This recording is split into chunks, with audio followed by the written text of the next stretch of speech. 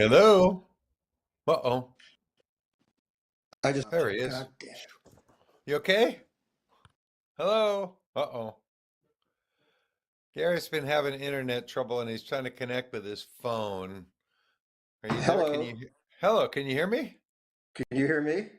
Yeah, you're a little broken up there and oddly Yeah. uh jerky, but here you are. Sorry about your internet problems. Yeah, you'll have to tell me all about the first set, David, because I didn't hear a note of it. He's Gary Lambert from somewhere in cyberspace or Queens, and I'm David Gans in Oakland, California, where the feed is pretty dang solid. So I will tell you, I just heard a really, really wonderful first set. It began with some somewhat surprising "Man Smart, Woman Smarter," which I was delighted to hear. A lovely shakedown street into Cold Rain and Snow. They did Jack Straw, Brown Eyed Women. Dark Star into El Paso, which is a particularly amusing pair of songs for a 1972 vintage deadhead like me. And they ended the first set with Don't Ease Me In. And Gary, there he's back now. That's good. I'm not sure exactly what's going on here, but we are here. Do not blame Nugs for Gary's internet problems. It's his local provider. As you can see, Nugs has managed to deliver me in crystal clear full 3D or whatever this is. Anyway, Nugs is delivering a fantastic audio and video stream to our homes. And if you're watching this as part of the free preview of set 2 of Nugs, uh, uh, feed of Dead and Company, you're about to find out just how good the quality is. And we're here to tout that to you, to advise you to check it out because they really, really do great work. And they have a huge library. It's a live music based streaming and archive service that has vast amounts of music from jam bands and non jam band entertainers, including Bruce Springsteen and Wilco and Yes, and I forget who all else. Yeah, can you hear me all right, David? Yes. Okay, good. Yes is there too, as a matter of fact, on Nugs. But and here we go into the Who's on First routine again. But today I was actually just browsing around Nugs, and I found out they have a whole archive of recordings from the long run of Austin City Limits on PBS, Oh, and wow. I heard part of a terrific 1988 Buck Owens show, which is right around the time Buck made his big comeback when he hooked up with people like Dwight Yoakam and became sort of a hero to the new outlaw country kind of people. Oh, that's And there's all fantastic. and given the eclecticism of the selections on Austin City Limits over the years, it's not just country stuff; it's all over the map. So I'm that's worth gonna go checking there out and too look on for. Nugs. I'm gonna go look for some Steve Goodman. I know he was on there a few times. He was one of my favorite singer-songwriters in the 70s and 80s. Thank you Yeah, for telling me about that. Austin City Limits is one of the audio archives available for streaming on nugs.net. yep, and so much more. They also have some official live album releases by some artists and some things that were There's some Grateful Dead rarities. like that, right? There's some Grateful Dead like that. They have. Um, I saw one recording by the Byrds live at Fillmore West, I think, in around '69. So post the David Crosby version of the Bird, post the Graham Parsons even, but latter day Birds. Um, That was fun. and yeah, it's worth exploring. So there's and I imagine some of the albums that they do have on there have maybe not been conventionally in print for a long time. So that's another way to rediscover music that's been dormant for a while. So yet another wonderful service from Nugs.net. So please do visit Nugsnet. After you've looked at the first part of set 2 here, you'll in your free sample, you might want to go to Nugs and buy the whole thing so you can go back and watch the first set that you just missed. Or maybe you watch the first set sample and you're just kind of skimming these sample broadcasts to get a flavor for the thing. You can get the entire tour in audio formats later. We should probably move on to our interview though, since we have a limited time here. And I have limited connectivity. So Yes. yeah. So I look forward to going back and watching the first set. Thanks to Nugs.net, to which I am a subscriber, I can go back and watch the first set that I just missed. I don't even need the free preview to be enticed. So, yeah, we have a wonderful interview for you. Why don't you set it up, David? All right. Well, this guy is an old friend of ours, and he's a colleague of ours at Sirius XM as well. Rob Bleetstein is a giant deadhead. I've known him for 40 years, and he's also Mr. New Riders of the Purple Sage. And funnily enough, he's also big into Pearl Jam, and he programs the Pearl Jam channel for Sirius XM as well. I just know him as a really, really funny guy who's deeply committed to music. He helped create and maintain the category of Americana music out there in the mainstream of things. And we find him immensely entertaining, and we hope you will too. So let's pay a visit with Rob Bleetstein. And we will see you, well, internet willing, we'll see you on Saturday night from Saratoga. But in the meantime, enjoy the rest of the show. And I hope everything is just exactly perfect by the next time I talk to you. Hit it, Rob. Hey, we always enjoy talking to this guy, a good friend, a colleague.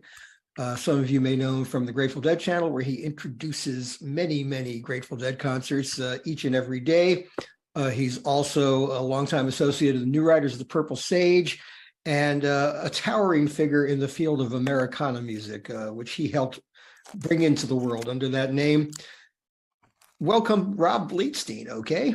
Wait, you didn't even mention the fact that he's the ambassador from Planet 122977. That's right. Or I call him the deacon of the church of 122977.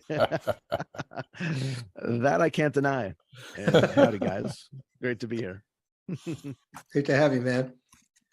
Yeah. So, here we are in the year 2023, and this stuff is still going as strong as I can ever remember it, including way back in the day. So many people newly coming to this music, so many of us old geezers hanging on, and so many new people interpreting this music and artists loving this music and putting their own spin on it. Could you have ever imagined when you were a kid going to his first Grateful Dead shows that we'd be talking about this stuff 50 some years later? No. I mean, I knew the music would always live on, especially with us, and tapes and bootlegs and all that stuff. But I would never have anticipated the level, almost 30 years after the original band is, not in its form, that it would be, ongoing and as prevalent for these future generations. And it's just it's an incredible thing to see. It's great. I love it. Yeah, and especially all the different forms of music that it's invaded. I don't know if invaded is the right word, but oh sure, I love it, especially like that the electronic world is like embraced it. It's just crazy. It's awesome. Yeah, and the jazz avant-garde. Oops, sorry. It's usually Gans's phone that's going off. My turn. Let's talk about how many genres have come to embrace this music. How many bands could, I said to someone the other day, how many bands could have shared a stage with Willie Nelson and Ornette Coleman? With so many great blues artists, with so many great world music artists, Baba Olatunji, Hamza El-Din. And they all fit right in their own amazing way. Yeah, and it's great that it fits in and it spawns out from what created the Grateful Dead, all the influences that the guys in the band grew up with and love and interpret, and that's spread out through that, and it's just bloomed into this crazy thing. And it's just so crazy that I think what really blows my mind is the socially acceptable level of it all. That's just like when I was just in Nashville recently and talking to some folks and met a fellow who's in the industry and a veteran of Bill Maurice shows and stuff like that. And I was like, yeah, when I lived here, when I was 25 years old, there was maybe 3 deadheads who would really come out and say that they were, you know. Yeah, So if you're looking to be a social pariah, the Grateful Dead scene just isn't the place anymore, is it? yeah, Yeah, it's not really an underground thing, but look, I mean, Robert Hunter sort of had a whole new career as a songwriter in his latter day collaboration with Jim Lauderdale, and that put him square in the middle of Nashville. yeah. And I was happy, you know, Jim's an old friend, and he called me up one day and said, you know, can you help me find Robert Hunter? And I said, yeah. So I was happy to help out with that. And that just turned into a great thing for both those guys. It was great to see Hunter. You know, I know when Jim was making that record with Ralph Stanley, and I think he pitched that to him, I think that really put a big smile on Hunter's face. Yeah. I think it put a Grammy on his shelf too. And another phenomenon I think we've noticed is that there's a lot of people that it turns out were Dead fans all along. It just wasn't really cool to admit it in the musical mainstream. And you know, it turns out there's the Dead have had fans in lots of different musical genres for all these years. Yeah, especially, you know, I think once Branford came into the scene, and you know, the Ornette thing was wild, and I'm just grateful I'm old. The good thing about being old is because I'm grateful enough that I was able to catch some of that and alive at the certain period of time where I could do that. Yeah. And you are, of course, very immersed in the Americana world, and so many are. We mentioned Jim Lauderdale, his radio partner and pal Buddy Miller. Sort of emerged as someone who had been a Deadhead all along. Was at some of the same shows at Fillmore East as I was. And then a younger generation of country people too. We had Tyler Childers sing with Bobby at the Ace 50th anniversary. Margot Price has become one of the family, which is very thrilling. That I know both you and me, Rob. And back when country rock was getting started, the country establishment had a deep disdain for hippies playing country. The Byrds had nightmare stories about going to Nashville to record "Sweetheart of the Rodeo." But now it's so common. And in fact, Bob Weir and Robert Hunter were both honored with the Lifetime Achievement Award of the Americana Music Association. And if you look at the roster of people there alongside, it's just astonishing. The fact that apparently Bob Weir wrote some things with John Prine before John's passing, I can't wait for that to see the light of day, hopefully someday. Yeah, and it turned out some of his recent songs he wrote with J.D. Souther. They did some on stage songwriting at the Guild Theater a couple weeks ago. It was fascinating to watch. And then I was listening to I asked Matt Bush, for the co-author credits on one of the songs that Bobby's been doing for a while. She knows what I'm thinking, and it turns out that one's a Souther collaboration. So that's been going on for a while too. This whole Grateful Dead thing used to be a walled city separate from the rest of the universe, and now it isn't. It's so mainstream. It's they always said the Grateful Dead. They always said it was nothing more American than the Grateful Dead, and it proved it right. And and I mean, and the branding. I won't even go into that. What my phone blows up with for constantly types of merchandise and just things you would never imagine that you'd be seeing Steal Your Faces on. Yeah. Is it worth it? Well, and then it's like, stop. I can't buy everything. There's no more room here. Well, tell us a little bit of your own story, Rob, how you became a Deadhead, because you wrote liner notes for one of the Dave's Picks releases that told a particularly cool story. Let's hear about your own life. I've gotten a chance to do 2 liner notes for Dave's Picks. Thank you very much, David Lemieux, for the Binghamton 11-677 and William and Mary 41578. I guess my deal is I sort of came in through the back door through the New Riders of the Purple Sage, actually, because through my good friend Hank Schechter and his older sisters Ruth and Nancy hanging out at their house. at like 10 and 11 years old, it was a lot of Grateful Dead and Allman Brothers and New Riders of the Purple Sage. And Power Glide was the first New Riders album and the first time I ever heard a pedal steel guitar, which I didn't know what it was, but I found out and just knew I was going wherever that thing was taking me because I never heard Wow. anything like it. And I was like, whatever that is, that's where I'm going. And then once I saw a picture of them and saw what long-haired cowboy looking dope smoking freaks they were, I was like, that's what I want to be. And may I say, sir, you succeeded admirably. Yes. Good. They're great. They're great role models. Thank God I didn't become an alcoholic like all of them. No. God bless them all. But Yeah. no, I was and then I was fortunate enough to wind up at Europe 72, I'd say, was my musical introduction to the Grateful Dead. Ramble on Rose was certainly the first song I ever latched onto and decided that I liked. And I had the fortunate opportunity to see them on the first day of 7th grade at the Nassau Coliseum in 1973, a month before my 12th birthday. Wow. So I didn't really, I was, I was getting prepared. I didn't really know what was going on, but I sort of was learning.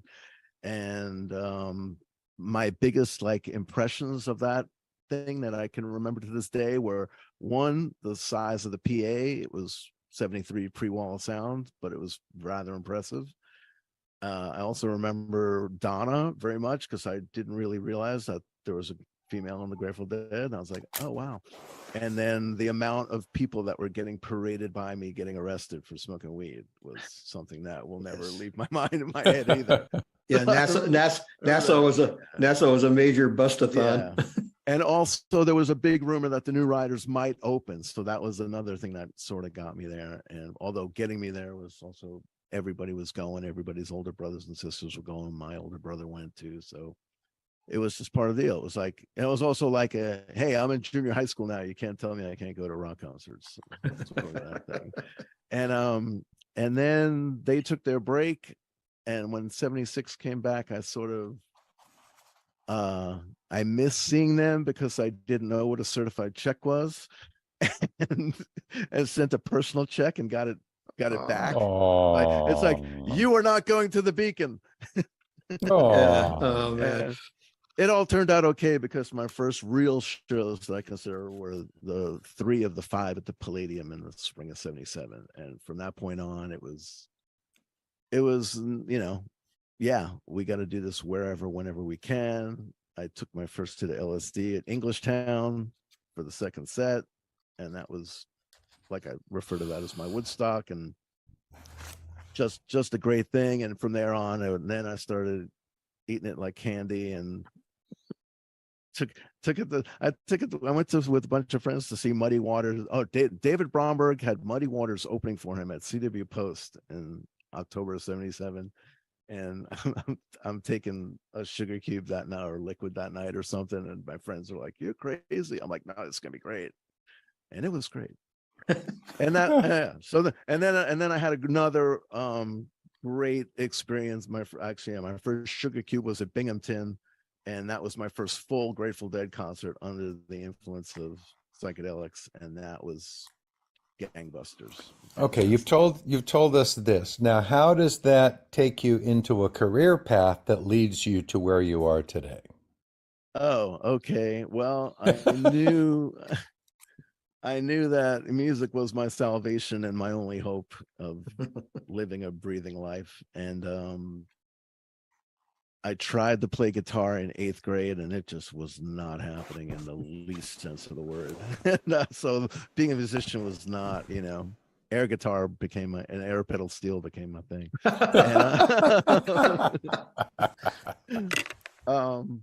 But in high school, radio always had a huge effect on me. Growing up with WLIR and WNEW were, just monument. I couldn't be happy. It was a great time to be where I was for growing up with the progressive radio scenes. And we had so many outlets for places for concerts and things happening, and great record stores and stuff like that. So I knew that radio was a big thing for me. I started my senior year in high school. I was volunteering at New York Tech's radio station, New York Tech University's radio station. And then as soon as I got into college and once I landed out of college after trying like 4 different ones, I started doing radio at KSGS in San Jose State and knew that it was from there. And also, so KFAT in Gilroy, California had a huge influence on me. Even when I was in a high school in New York, I was getting packages sent to me from Capitola, California that included Sensimilia and KFAT tapes. So things were good. Wait, you went to San Jose State? I sure did. For how long? Martin. That's 2 years, man. I have a degree in radio and TV, and look at me working in my field. Wow. I dropped out from San Jose. I was a radio TV major at San Jose and dropped out in 72. So thank you for completing my course path. now I figured, if I didn't get that diploma, my mom would never rest in peace. So I just had to get it. Right. Was San Jose State your introduction to the Bay Area the first time you came to California? No, first time I came to California was on what they call a teen tour for kids from the East Coast whose parents had to get rid of them for the summer, but who couldn't stand camp anymore. So you're on this teen tour with 50 other kids and buses or vans camping in every national park and KOA across the country. So I remember, never forget this actually, because I'm 11 years old. It's the summer of 73. I've got a portable record player with me. I've got Panama, I've got New Riders records with me. And I remember, going to Fort Point, seeing the Golden Gate Bridge, but I will never forget driving down the hill into Sausalito and seeing this. And we spent the day in Sausalito, and I'm just going, this is where the record plant is. This is where they make those records. And then I remember the bus going through San Rafael, seeing San Rafael for the city limits San Rafael sign. And I'm going, oh my God, this is where they fucking live. I'm like, this is where I'm going to be. But my first real time out here in the summer of 77, I came out here with my dear departed friend, Malcolm Kaplan, in the summer of 77, just the two of us with a pocket full of traveler's checks and drugs. And I love it now because people are like, your parents let you go across the country by yourselves? I'm like, it was a different world, Yeah. It's just a different time. A lot easier, and there were like student airfares that were cheap and all that stuff that kind of enticed us to come out. But my mom was a travel agent too, so it was like, there you go. It was all just taken care of, and perfect. But anyway, but one of the missions was, and so this was in July of 77. So we had spent all of June watching the Grateful Dead movie about, 8 times every weekend. We'd be going to the Grateful Dead movie at the mini cinema after the premiere at the Ziegfeld.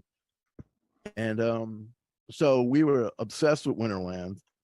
So we go down to Winterland. I remember this woman on the bus told us, you better be careful. And we're like, we're scrawny little 15-year-olds who couldn't give a shit about anything, and we're banging on the door at Winterland, and finally somebody opened up and like, look, we just have to see the place, and they let us in. We walked around, took some pictures.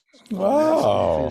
Didn't see a show. and then like the following day we took the ferry to Larkspur, the bus to San Rafael, and I walked into 1212 2nd Street, which was the New Riders office, which I was heavily communicating with. I was a psycho fan from New York who'd write them letters, and and that's when I met Mariska Green at the time.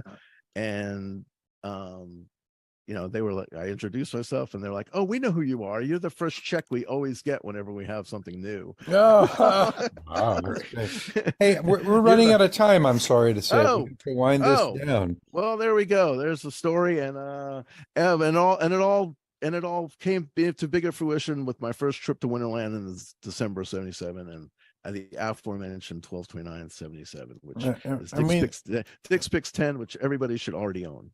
Yes. And I also want to tell people before we say goodbye to you that you went to the Winterland when they tore it down and rescued a couple of seats, which you have as a souvenir in your home. And I think that's extremely cool. I tried to sit in them for this broadcast, but the arrangement just wasn't working out. I also just want to plug that I'm going to be DJing a Jerry Garcia dance party at Roots Rock Revival in the Catskills on August 1st, and that's an event that's run by Oteil Burbridge, and the North Mississippi All Stars will be there, and Trouble No More will be there. It's a bunch of jams and workshops, and everybody should check out rootsrockrevival.com. I may have to come up to that, man. Come hang out. Yeah, we're gonna spin some Jerry all night long. All right, my friend. Hey, thank you guys. Thank you for joining us. Thank you for your service to the music, my friend. And go get the Lyceum 72. All right. Thanks, Rob. Thanks, you guys.